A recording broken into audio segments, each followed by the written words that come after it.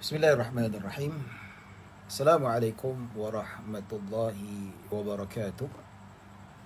Alhamdulillah nahmaduhu wa nasta'inuhu wa nastahdihi wa nastaghfiruh wa na'udzu billahi min shururi anfusina wa min sayyiati a'malina. Man yahdihillahu fala mudilla lahu wa man yudlil fala hadiya lahu. Asyhadu an la ilaha illallah wahdahu la syarika lah wa asyhadu anna sayyidana Muhammadan abduhu wa rasuluh. Allahumma salli wa sallim wa zid wa barik ala sayyidina Muhammadin abdika wa rasulika an-nabiyyil ummi wa ala alihi wa sahbihi ajma'in. Subhanaka la ilma lana illa ma 'allamtana innaka antal alimul hakim. Rabbi syrah li sadri wa yassir li amri wahlul 'uqdatan min lisani yafqahu qawli, amma ba'd. Alhamdulillah, alhamdulillah, syukur kepada Allah atas nikmat serta limpahan kurniaan daripada Allah. Dengan izinnya kita dapat berkumpul pada siri yang ke-26 pada malam ini. Alhamdulillah, sudah banyak juga 26 siri yang mana kita dapat teruskan. Dan minta maaf pada Rabu yang lalu saya tak dapat teruskan kelas sebab saya kurang sihat. Dan insyaAllah pada bulan Januari ini, iaitu kuliah atau pengajian fiqh munakahat hanya dijalankan sebanyak 3 kali seminggu. Bulan ini terakhir. Manakala bila masuk bulan Januari nanti dia akan bertukar seminggu 2 kali atas permintaan pihak Jabatan Mufti Negeri Negeri Sembilan. Pasal apa? Sebab nak beli slot kepada penceramah lain. Jadi untuk variety kan lagi. Jadi tuan-tuan dan puan-puan yang dirahmati Allah Subhanahu wa taala, maka kita lihat dalam erti kata di sini tuan-tuan, dia akan teruskan juga pada bulan 2, tapi dia akan teruskan seminggu 2 kali, iaitu pada hari Isnin dan hari Rabu sahaja. Manakala hari Rabu akan diberi slot kepada penceramah lain untuk kita dapat lebih banyak manfaat. InsyaAllah 2 kali seminggu pun masih kira banyak juga. Tapi lepas tu kadang-kadang saya pun banyak ponteng juga. Tapi ponteng sebab ada hal yang tak dapat dielakkan. Jadi tuan-tuan dan puan-puan dirahmati Allah Subhanahu wa taala, pada malam ini kita akan sambung bab nafkah usul kepada furuk terhadap usul, begitu juga nafkah kepada isteri, nafkah kepada anak, itu syarat-syarat bapa bagi nafkah kepada anak, begitu juga syarat-syarat anak bagi nafkah pada mak bapa, begitu juga syarat-syarat bagi nafkah pada isteri dan seumpamanya. InsyaAllah kita sudah bincangkan pada bab yang ke-25 ataupun pengajian pada siri yang ke-25. Dan pada malam ini tuan-tuan kita nak masuk cerita tentang nafkah furuk dan usul yang berbeza agama. Maksudnya anak memberi nafkah kepada ibu bapa yang berlainan agama. Anak Muslim, mak bapa bukan Muslim. Kalau yang mana kita kata mak bapa bukan Muslim, kita doakan satu hari mereka mendapat hidayah masuk Islam. Baik tuan-tuan dan puan-puan dirahmati Allah Subhanahu wa taala. Kita tuan-tuan dan puan-puan dirahmati Allah Subhanahu wa taala, berdasarkan apa kita baca sini, kita tengok kenyataan daripada kitab fiqh manhaji. Berdasarkan syarat-syarat yang telah dibincangkan, sama ada syarat nafkah usul kepada furuk atau sebaliknya, didapati persamaan antara usul dan furuk, bukan syarat wajib nafkah. Oleh itu kewajipan memberi nafkah usul pada furuk, walaupun sebaliknya tidak terjejas dengan perbezaan agama, tetap wajib. Kita tengoklah, kalau orang yang Islamfobia ni sebenarnya tak ada asas. Kalau kita nak kata tu Islam agama yang sangat indah, nampak tak? Dalam agama Islam tu mewajibkan anak menanggung mak bapak yang miskin, walaupun mak bapak tu dia bukan beragama Islam, nampak tak? So katakanlah anak tu dia tak tanggung mak bapak dia yang miskin, dibiarkan kelaparan, dibiarkan macam-macam lah perkara yang tak sepatutnya berlaku tuan-tuan, sampai kelaparan menyusahkan mak bapak tu sendiri. Jadi bila kita lihat dalam perkara ini, anak yang beragama Islam tu berdosa. Pasal apa? Dibiarkan mak bapaknya itu tidak ditanggung keperluannya, sedangkan anaknya mampu walaupun berbaik lain agama. Baik, dengan ini seorang anak yang beragama Islam wajib memberi nafkah kepada bapanya yang bukan beragama Islam. Begitu juga seorang bapa yang beragama Islam wajib memberi nafkah kepada furuk, iaitu anaknya ataupun cucunya yang tak ada bapa, yang bukan beragama Islam. Tapi syarat-syaratnya lah. Tapi kalau yang sudah akil balik, yang mampu kerja, tak perlu bagi nafkah. Begitu juga yang menuntut ilmu tu, yang belajar menuntut ilmu fardu ain, dia tak bekerja, wajib bagi nafkah. Tapi yang belajar ilmu fardu kifayah, dia mampu kerja tapi tak nak kerja, pilih untuk belajar. Tetapi itu adalah pilihan daripada mak bapak sama ada nak beri tanggungan ataupun tidak, ya. Baik, walau bagaimanapun seorang yang murtad tidak termasuk. Kalau mak bapak murtad, terputus, tidak boleh diberi nafkah sekalipun. Lapar macam mana sekalipun, tidak wajib. Ya, tapi kalau nak bagi juga boleh, mungkin dengan apa yang diberikan tu tuan-tuan, yang mungkin akan memberi kesan yang baik. Mungkin anak tanggung mak bapak yang murtad, lama-lama dia masuk Islam balik. Mungkin boleh. Tapi dari segi hukum ini, ya, tak wajib hukumnya. Tak wajib dan tidak dituntut untuk dilaksanakan. Masalah apa? Orang yang keluar agama ni memang dia melanggar perintah Allah Subhanahu wa taala. Baik, tuan-tuan dan puan-puan dirahmati Allah Subhanahu wa taala, dalil ya berdasarkan hadis Nabi sallallahu alaihi wasallam. Kita baca terjemahnya terus. Daripada Asma binti Abu Bakar berkata, ibuku penemuiku, dia masih tidak memeluk agama Islam, iaitu isteri kepada Sayyidina Abu Bakar As-Siddiq radhiyallahu anhu. Ketika itu perjanjian damai antara orang Islam dan orang kafir Quraisy telah termeterai. Aku meminta fatwa daripada Rasulullah sallallahu alaihi wasallam dengan berkata, wahai Rasulullah, ibuku datang sedangkan dia benci Islam. Adakah aku perlu menghubungkan tali silaturrahim dengannya? Rasulullah sallallahu alaihi wasallam bersabda, wahai Asma, lakukanlah. Tetap juga menghubung tali silaturrahim. Menghubung tali silaturahim apa? Tegur sapa, berkasih sayang. Kalau mak bapak kita susah, kita tolong, kita senangkan hati dia, buat dia ketawa. Itu silaturahim kepada ibu bapa kita, tuan-tuan. Ya, jadi tuan-tuan dan puan-puan dirahmati Allah Subhanahu wa taala. Ya. Dalam hal ini, inilah dalil menjelaskan Nabi sallallahu alaihi wasallam merintahkan anak yang muslim supaya berbuat baik pada ibu yang bukan Islam.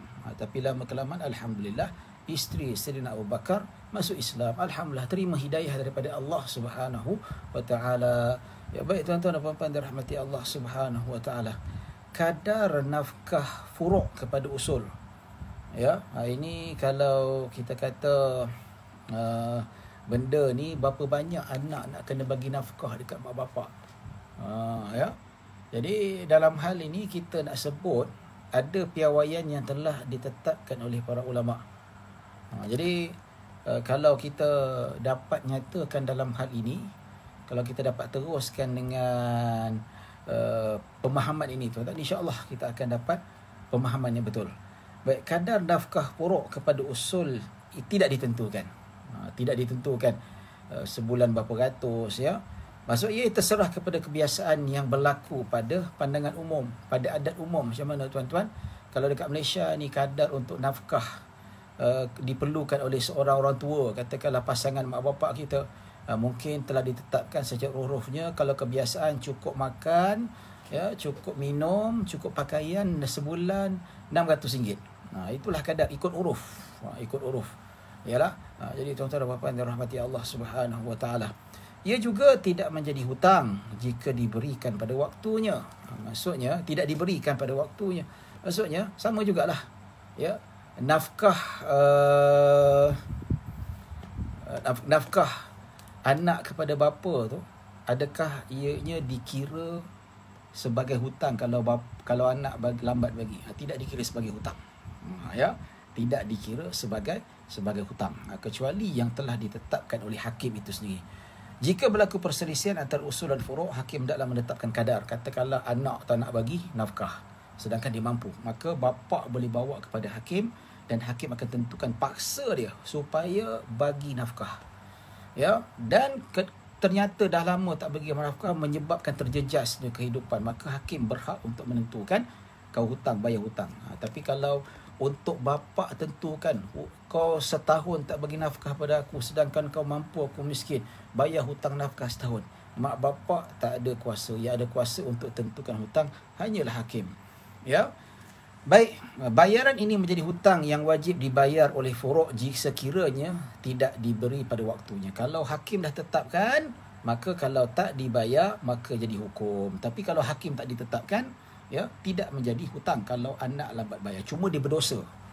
Berdosa kerana melewatkan ataupun sengaja tidak memberi nafkah pada mak bapak. Ya, tuan-tuan dan puan-puan dirahmati Allah Subhanahu wa taala, siapakah orang yang sepatutnya memberi nafkah? Siapa yang layak? Kita kata anak, tak semua anak mampu, tak semua anak layak untuk bagi nafkah. Anda kata menantu pun kena bagi nafkah pada mak mertua. Tak juga, ini tak adil namanya. Ini tidak adil namanya. Baik, jika kedua ibu bapa fakir dan mempunyai furuk, iaitu anak ataupun cucu yang setaraf di kalangan mereka, ya, kesemua furuk itu mesti memberi nafkah kepada ibu bapa mereka. Ya. Baik, maksudnya ibu bapa fakir. Ya. Yang mana ada furuk tu setaraf, maksudnya dia mampu untuk bagi nafkah. Ya, setaraf maksudnya ada anak, kalau mak bapak tu dia miskin, ada 3 orang anak. Tiga anak tu bekerja, mampu.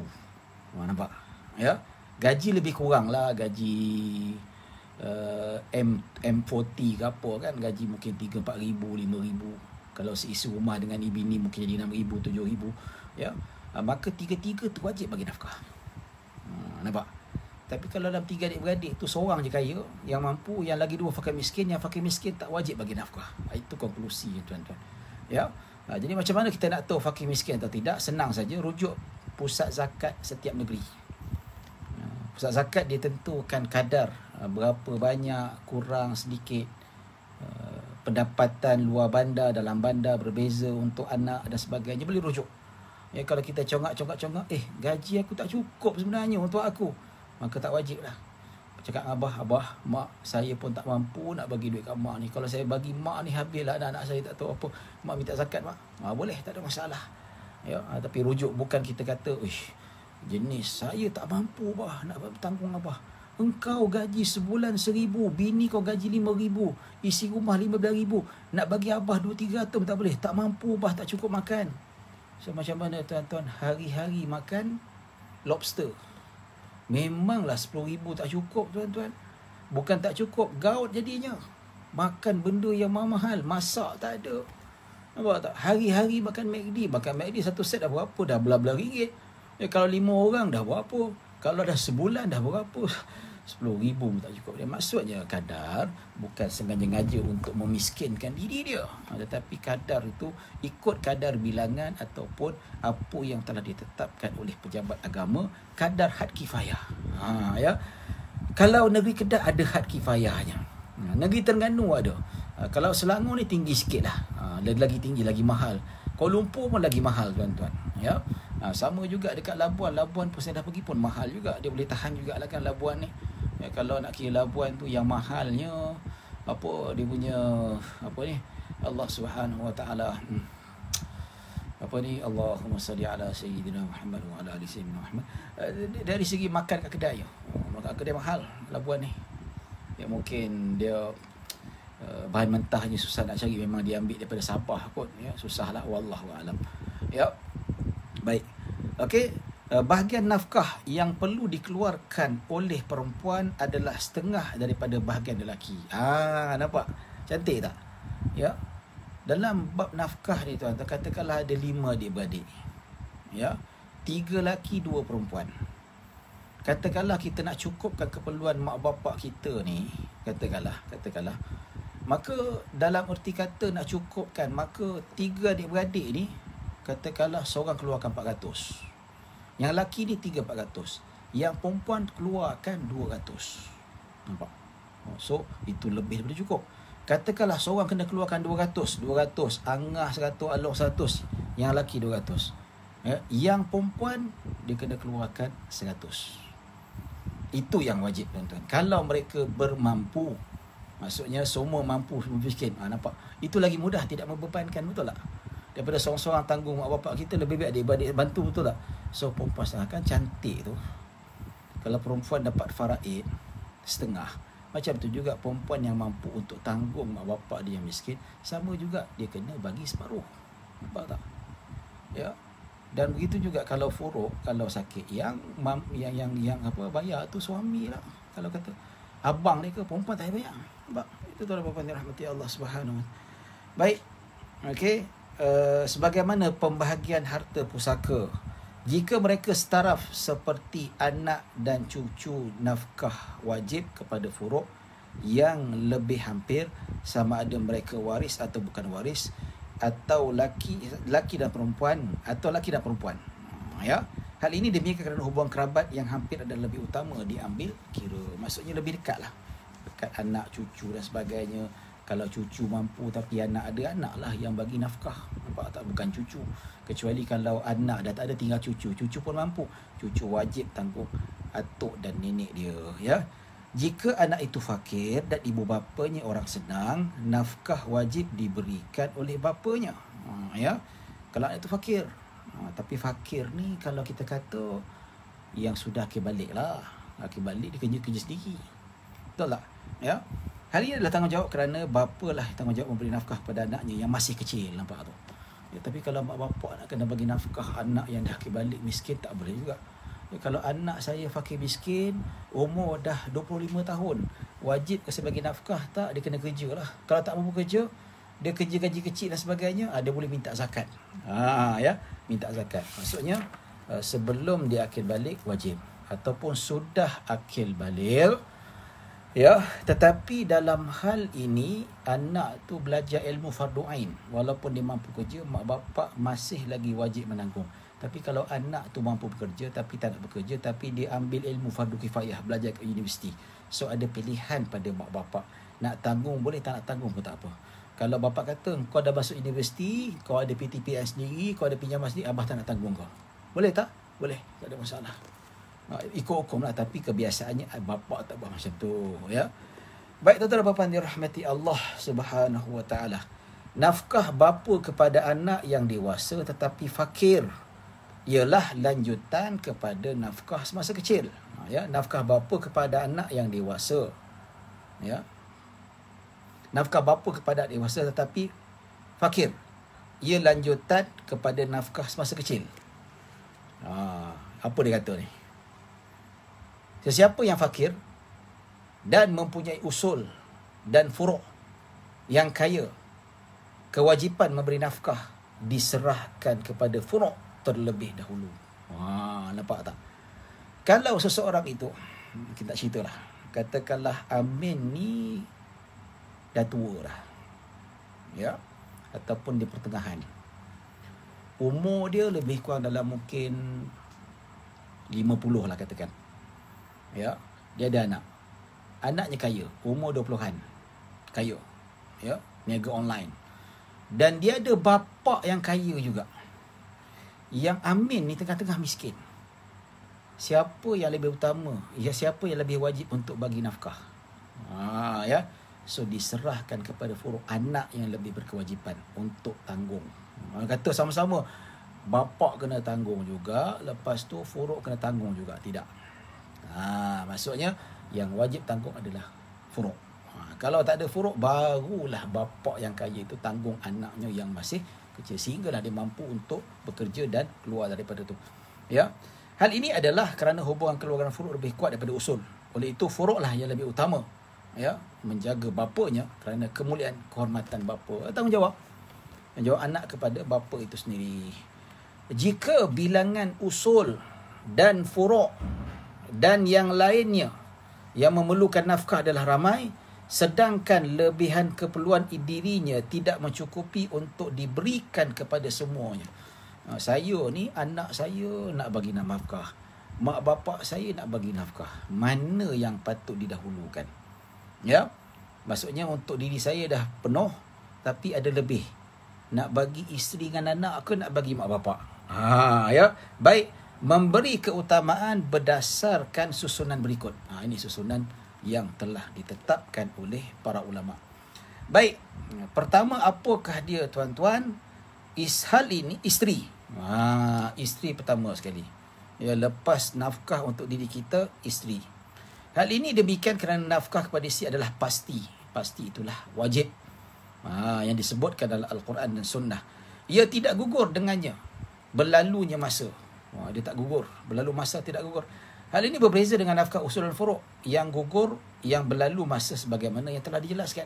Sebab itulah kalau nafkah kepada isteri yang berlalu masanya, yang isteri tuntut nafkah pada suami, dah berlalu masa, nafkah tak luput, dikira sebagai hutang. Tapi nafkah pada anak yang luput berlalu masanya tidak dikira sebagai hutang.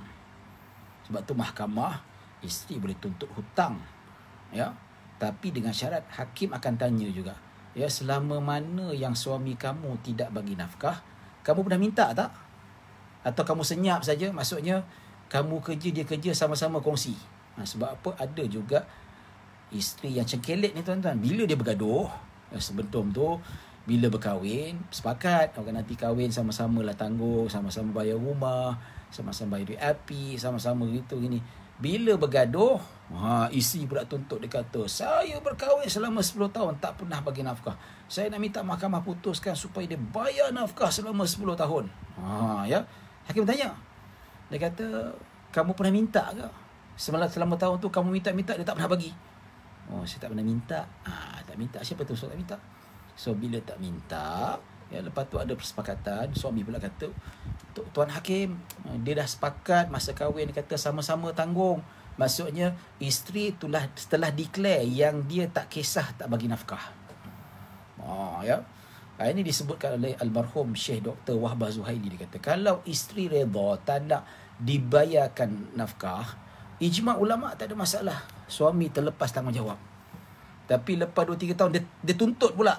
Kena bayar lah tuan-tuan. Tapi tak bolehlah minta hutang kalau nafkah tu yang tak pernah dituntut sebelum ni. Jadi tuan-tuan dan puan-puan dirahmati Allah Subhanahu wa taala.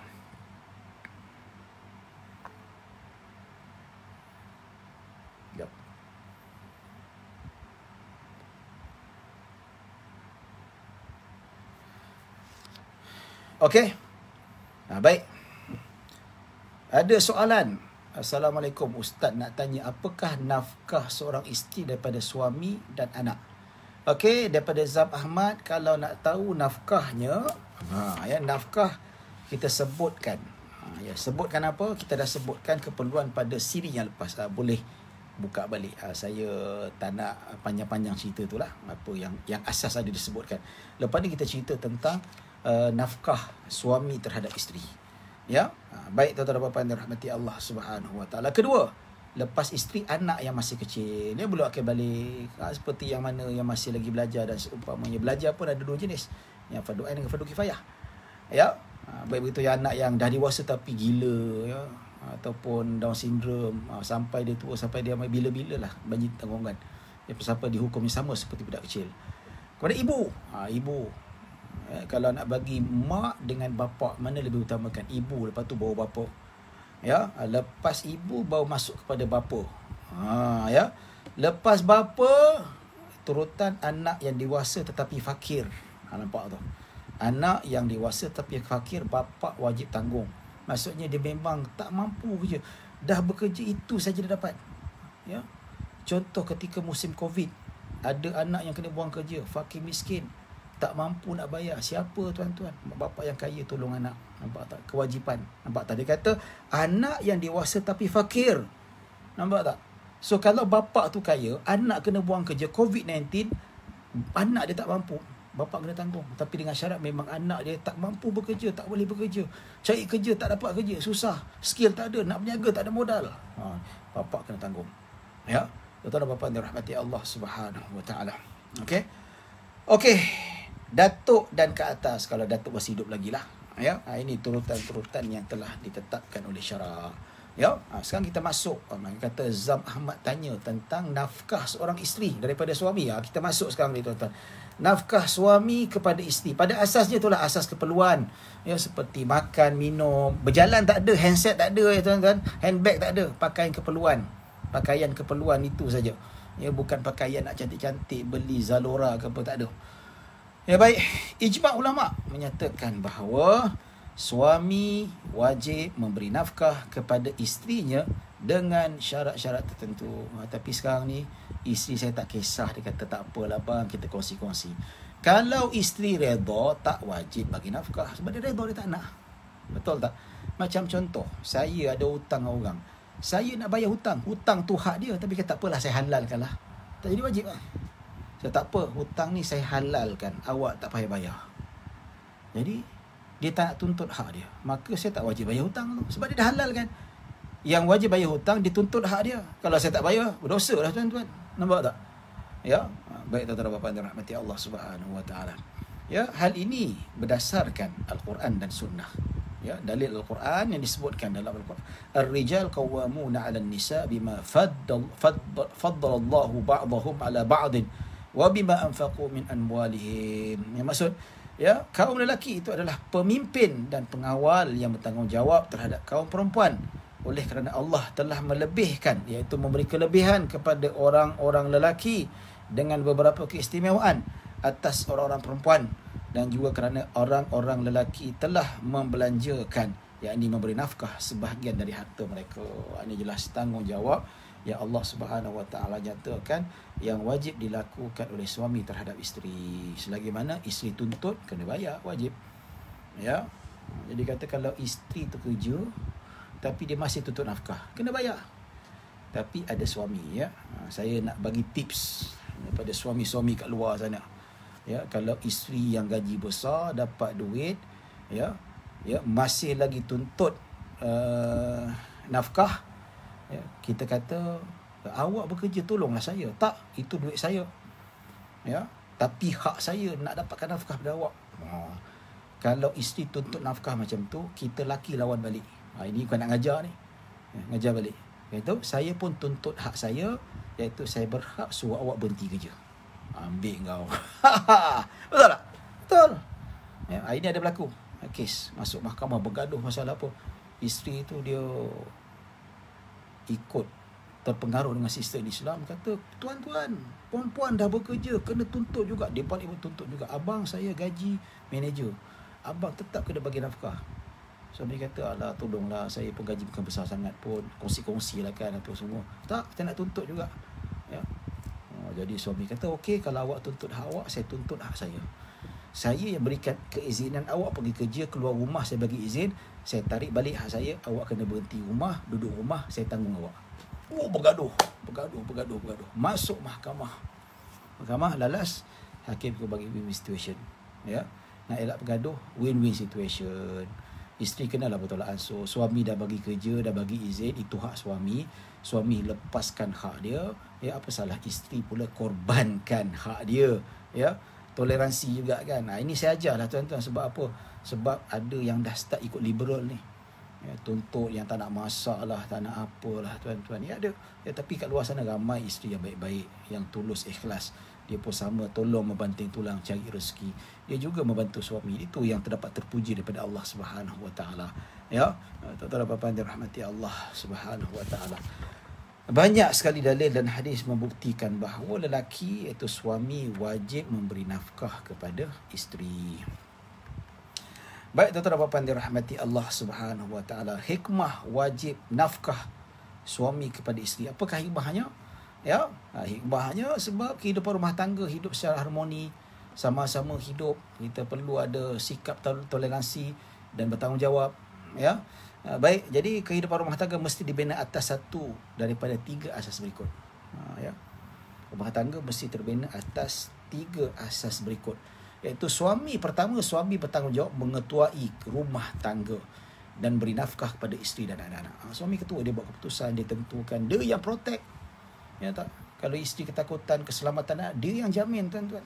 Ya, kalau masuk pencuri, dia yang ke depan. Isteri kena masuk bilik, dia yang lawan. Nampak tak? Ketua. Isteri mengambil alih semua tanggungjawab tersebut, menggantikan tanggungjawab suami. Dia penolong. Kalau suami tak ada, ya, isteri lah jaga rumah, tolong jaga harta suami dan sebagainya, harta dia sendiri. Ketiga, suami bekerjasama melaksanakan tanggungjawab mencari harta dan memberi nafkah. Nampak tak? Ya, sama. Jadi bila ada suami tahu tanggungjawabnya sendiri dan isteri tahu tanggungjawabnya dan dua-dua tahu kerja sama, ya, maka tuan-tuan dan puan-puan dirahmati Allah Subhanahu wa taala, harmoninya rumah tangga. Ya, persoalannya apakah yang akan berlaku jika ditinggalkan asas pertama? yang merupakan hukum syariat Islam, lalu mengambil asas yang kedua dan ketiga. Katakanlah suami tak main peranan, tak jalankan tanggungjawab, apa cerita tuan-tuan? Beberapa perkara akan berlaku. Kesan daripada tindakan tersebut, apa dia? Dia akan melibatkan masalah mas kahwin, iaitu sama ada perempuan bertanggungjawab memberi mas kahwin semuanya kepada lelaki, atau mereka sama-sama bertanggungjawab menyediakan mas kahwin. Nampak tak? Ya, kesan yang pasti berlaku pasti daripada keadaan ini adalah wanita akan mencari pasangan lelaki untuk dijadikan suami. Nampak? Apa ni kat dia, saya pun tak faham.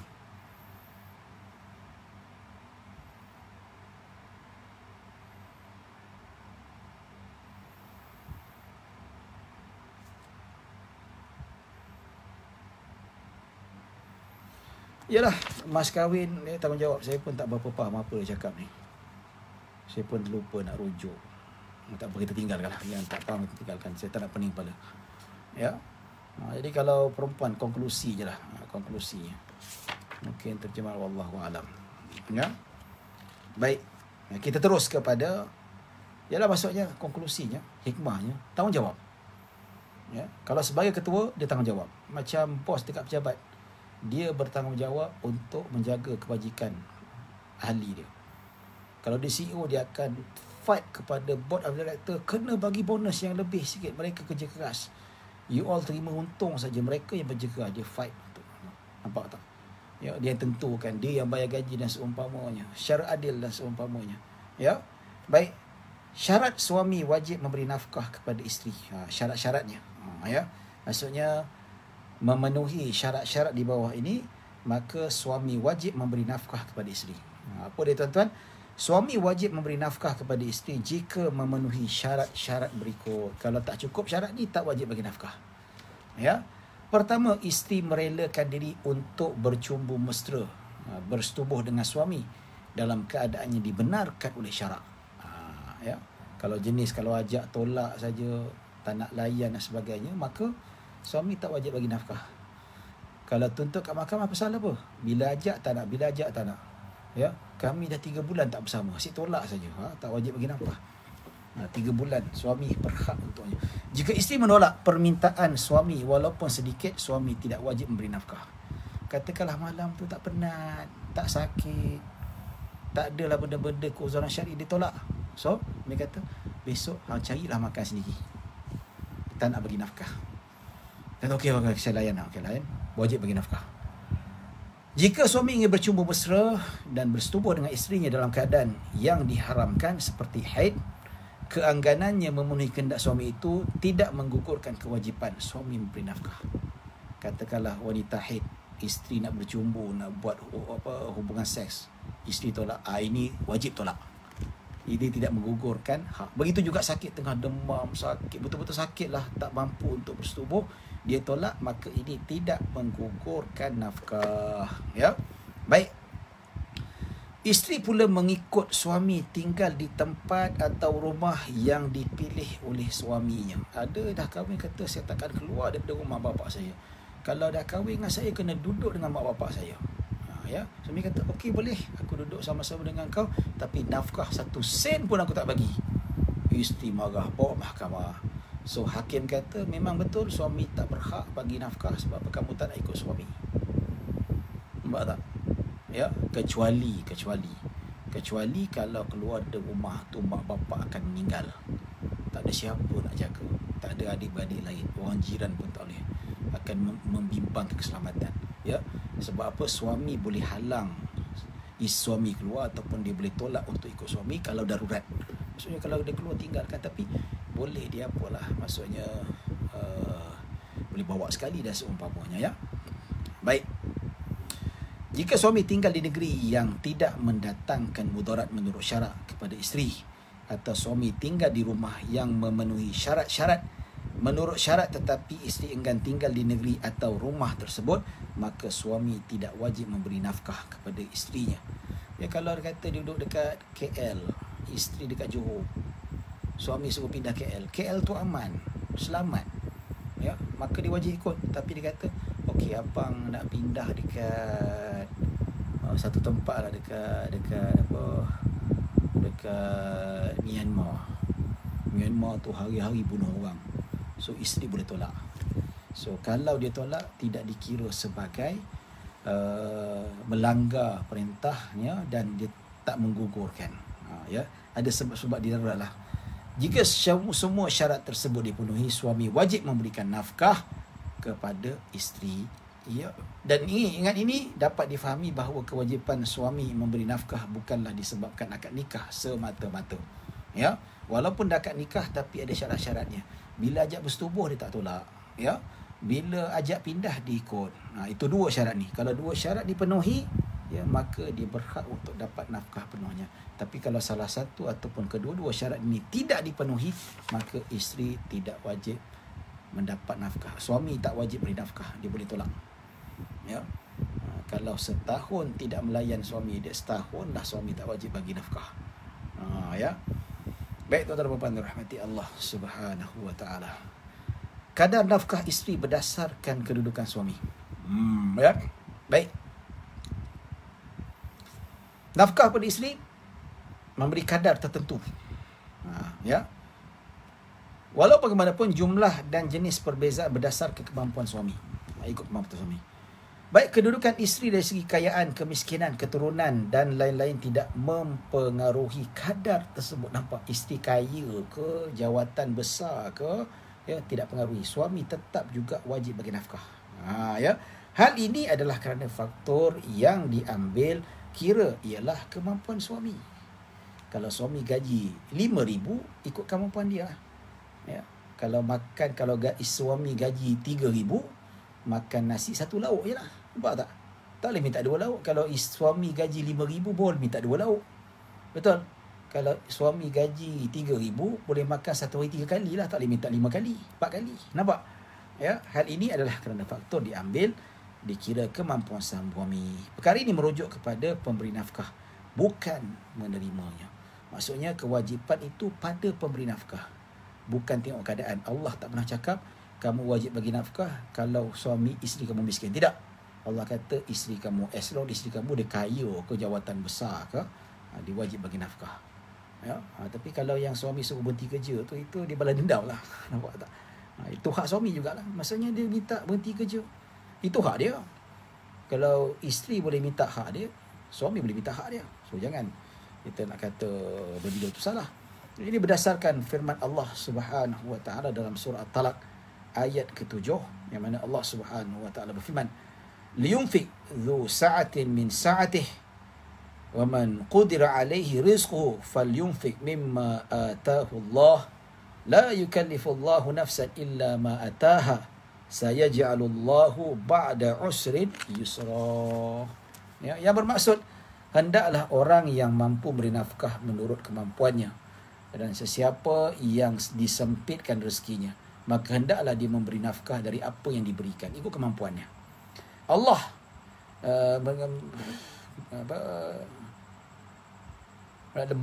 diberikan oleh Allah sekadar yang mampu. Allah tidak memberati, tidak membebankan seseorang melainkan sekadar kemampuan yang diberikan oleh Allah kepadanya. yakni orang-orang yang dalam kesempitan hendaklah ingat bahawa Allah akan memberikan kesenangan sesudah berlaku kesusahan. Dan minta pada Allah. Kalau susah, kita minta pada Allah Subhanahu wa taala. Baik, Allah menjadikan perkara yang diambil kira ialah kedudukan suami, sama ada senang atau susah. Susah ikut kemampuan susah, kadar. Ya. Kalau suami susah miskin, mampu bagi makan nasi dengan ikan bilis, cukup. Nampak? Ya. Tapi kalau sederhana, bagi lauk yang lebih baiklah. Janganlah dah ada duit bagi ikan bilis juga, tak boleh, ikut kemampuan. Ya. Apa hakim saya, gaji saya ini boleh mampu bagi isteri makan nasi dengan kicap, ya. Tetap juga tidak menggugurkan tanggungjawab. Ya. Baik. Bukan bergantung pada tahap kedudukan isteri. Walaupun kaya sekalipun, okey, kau nak aku tak nak kongsi duit kau, nak aku bagi makan, aku bagi makan, aku beri makan secukupnya. Tak boleh tuntut nak pergi berjalan, nak pergi apa. Nak pergi berjalan, keluar duit sendiri. Nak beli jam ke, nak beli tu ke, tak ada. Ikut kemampuan. Syarat telah mengkategorikan kemampuan suami pada 3 tahap. Senang atau kaya, sederhana, fakir. Nampak tu, ada 3 jenis. So, kemampuan untuk ikut kadarnya lah, ikut kadar yang telah ditetapkan. Bagi menentukan tahap suami, pandangan umum iaitu adat ataupun adalah uruf jadi penentu. Maksudnya kalau ikut kadarnya, biasa kalau dekat Malaysia ni makan nasi secupak sehari, cukup tak cukup? Mungkin dengan satu lauk ikan 2-3 ekor, ikut uruf kebiasaan. Kat Mesir lain pandangan umum dia, uruf dia, adat dia, kecukupan dia berbeza, ya. Baik, suami yang kaya dikehendaki memberi nafkah seperti berikut. Ini yang miskin ikut kemampuannya. Kalau boleh bagi makan nasi dengan kicap, itulah dia bagi. Kalau tak mampu bagi lauk, tak wajib. Sebab apa tak mampu? Memang tak mampu. Ya tak? Okey. Tapi kalau suami yang kaya pula, macam mana ni? Macam mana kita tengok. Okey. Baik. Suami yang kaya raya, ya, 2 cupak atau 2 raup makanan asasi penduduk tempatan setiap hari, termasuk keperluan untuk menjadikan makanan. Kena 2 cupak. 2 cupak tu banyak lah. Dengan lauk sekali tu. Dan 2 raup makanan. Lauk lah. 2 cupak nasi, 2 cupak tu berapa kilogram ni tuan-tuan? Jom. Ya. Baik. Untuk jadi makanan. Suami juga boleh memberikan makanan yang sedia makan. Maksudnya tak semestinya bagi mentah, tapi dia beli kat kedai. Ya, bagi nafkah. Hari ni abang order Grab je lah. Ya, cukup. Ya. Lauk pauk yang menjadi kebiasaan orang kaya di tempat itu. Lauk pauk orang kaya. Orang kaya biasa makan apa? 3-4 lauk. Dia wajib bagilah. Sebab dia kaya. Tapi kalau sederhana ikut uruf kebiasaan orang sederhana. Orang sederhana biasa makan lauknya 2-3. Tapi sekarang pun orang kaya makan lauk 2 je. Betul? Paling banyak pun 3. Tak? Ya. Ulama fiqh membincangkan perkara ini secara panjang lebar, tetapi keadaan sebenar adalah dengan merujuk kepada pandangan umum penduduk tempatan. Kebiasaannya berapa? Ikutlah adat kita makan macam mana, sepinggan dengan 2 lauk. Itu apa? Kalau dekat Afrika tu, dia makan nasi, tak ada lauk. Sebab apa? Nasi tu dah sedap. Nampak tak? Nasi tu pun dia lauk macam biryani kan. Biryani tu pun memang dah ada lauk dah. Macam tu, macam kita. Tak, kita ni nasi putih, macam gitu tak sedap. Betul tak? Ya. Ya, pakaian yang sesuai dengan isteri orang kaya di tempat itu mengikut pandangan umum. Tak bolehlah kalau suami kaya, tak bolehlah bagi pakaian yang compang-camping, pakaian yang murah-murah. Kenalah bagi pakaian yang standard sesuai orang kaya di tempat tu. Nampak tak? Tak boleh bagi baju RM1.3 tuan-tuan. Nampak tak? Ini jaga maruah. Ya, maruah isteri tu perlu dijaga juga. Ya, termasuklah perabot tempat tidur dan perpakas dapur dan seumpamanya. Kalau suami kaya, ya, so bila suami kaya, isteri boleh minta perabot yang mahal-mahal ikut uruf pandangan orang kaya setempat. Ya, tapi dengan syarat tidak membazir dan tidak tujuan untuk bermegah-megah. Ya, inilah yang disebutkan oleh syarak itu sendiri. Ya, baik. Suami yang sederhana kemampuannya wajib memberi nafkah. Ini yang kaya. Jangan pula kalau yang kaya boleh minta perabot, boleh minta baju mahal, boleh tuntut, betul? Boleh minta lauk 3-4 lauk. Kalau suami kaya betul lah. Ya, tapi ni suami sederhana pula macam mana? Ya. Suami sederhana 1 cupak dengan makanan asasi kurang sikit lah. Nampak tak? Kalau biasa orang kaya sehari 5 kali, orang sederhana 3 kali makan. Macam tu lebih kurang. Lauk pauk kebiasaannya. Biasa macam saya sederhana ni lauk 2 je.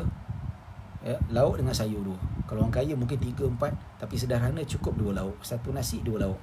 Nampak tak? Ya. Ataupun makan sedia ada. Lauk pauk yang kebiasaan golongan pertengahan. Contohnya lah kan. Ya. Kita tak makan lobster. Kalau orang isteri daripada suami kaya boleh tuntut lobster, boleh minta ketam, tapi sederhana ikan, ayam cukup lah. Ya. Pakaian yang sesuai dengan isteri golongan sederhana. Ya, tengok perempuan sederhana pakai baju macam mana? Pakai baju yang sederhana harganya. Seluar pun harga RM30, bukan harga RM300. Ikut kesederhanaan. Ya, begitu juga perabot. Perabot bukan perabot yang kaya-kaya. Mungkin perabot court members bayar 3 kali ke macam mana. Beli dekat IKEA ke yang murah-murah tu. Ya. Baik. Suami yang fakir wajib memberi nafkah seperti berikut. Secupak makanan asasi menurut kebiasaan penduduk tempatan setiap hari. Ya. Lauk pauk yang menjadi kebiasaan fakir miskin. Kalau fakir miskin makan ikan masin lah. Sahaja. Orang nampak. Kalau orang fakir miskin biasa makan nasi dengan ikan bilis je lah. Nampak tak? Ya. Pakaian yang layak bagi isteri yang setaraf dengan orang yang tinggal di kawasan tersebut. Ya. Kalau orang kaya satu hari tukar baju 3-4 kali. Orang sederhana satu hari tukar baju 2 kali. Fakir miskin satu hari 1 baju. Ataupun satu hari 2-3 baju. Ikut keadaan macam tu. Ya, itu adalah bapa dan rahmati Allah Subhanahu Wa Taala itu ya, yang mana disebutkan tentang kebiasaan yang ada pada kewajipan nafkah tu. Ya, insya-Allah pada minggu depan kita akan masuk bab yang lain. Kita akan sambung nafkah tambahan, ya, kedudukan nafkah isteri dan seumpamanya. Bagaimana suami yang tak mampu beri nafkah, boleh tak isteri bagi nafkah? InsyaAllah kita sambung pada pengajian akan datang. Ya, wallahu alam. Setakat itu saja dapat saya sampaikan. Mudah-mudahan kita berrahmah dan maghfirah pada Allah. Jadi mohon maaf kalau ada salah silap, kalau ada kekurangan yang baik hanya daripada Allah Subhanahu Wa Taala. Kekurangan kesilapan datang daripada diri saya sendiri. Aku qawli hadza wa astaghfirullahal azim li wa lakum wa lisairil muslimin wal muslimat wal mu'minin wal mu'minat. Kita tutup majlis kita dengan tasbih kafarah dengan suratul Asr. Subhanakallah wa bihamdika asyhadu an la ilaha illa anta astaghfiruka wa atubu ilaih. Bismillahirrahmanirrahim. Wal 'asr innal insana lafi khusr illa alladhina amanu wa 'amilus salihat wa tawasaw bil haqq wa tawasaw bis sabr. Assalamualaikum warahmatullahi wabarakatuh. Terima kasih.